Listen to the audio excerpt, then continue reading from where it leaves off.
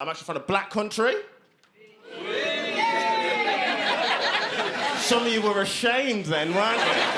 I know you're in Birmingham and you were like, oh, can we say it? Yeah! I'm from a black country. I live in London now, because I'm doing all right. It's very awkward being in London when you're from a black country. Because here's the thing, right? Not everyone's heard of the black country. I thought everybody'd heard of the black country. They haven't. And things tend to get a little bit awkward when you look like this. People say, where are you from? And I reply enthusiastically, the black country! You can see the nervous look of confusion on their face. I've literally had people go, oh, what part of Africa is that?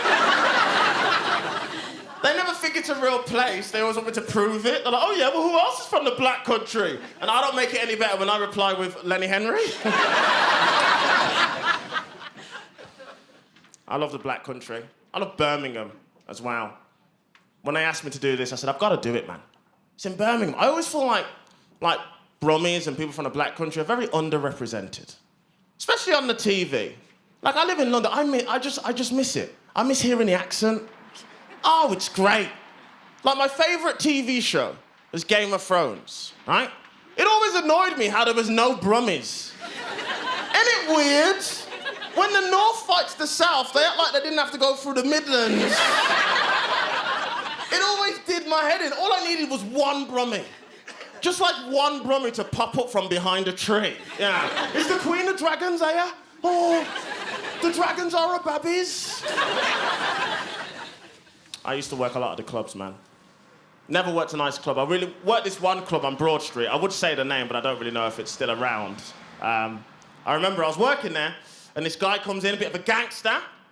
Brummie gangster walks in, and I said to him, I said, oh, you got to empty your pockets, you know, quick search. And in his pocket, when he emptied it, he had one of those, you know those, like, utility things, like a flip knife type thing? I said to him, I said, you've probably forgotten this, but that's got a little blade on it. You can't take it in. And he had this really bad attitude. He goes, yeah, but it's also got a comb and a nail file. I'm like, yeah, but I'm not scared you're gonna go in and open a salon, huh? That's not the worry here, mate. And he goes, all right, what about this? And he reaches down, lifts up his trouser leg, and pulls out this gigantic knife. Like, the knife was so big, I could see my own terrified reflection.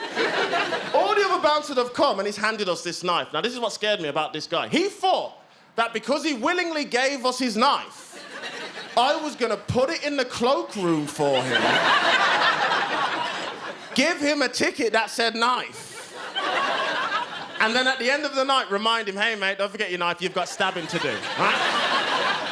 He thought that was policy, and I'm dealing with this guy for hours outside on Broad Street. He gets so angry, he said probably the scariest but most beautifulest thing I've ever heard anybody say ever. With complete anger on his face, looking at me, he just goes, I gave you the knife because I want to dance.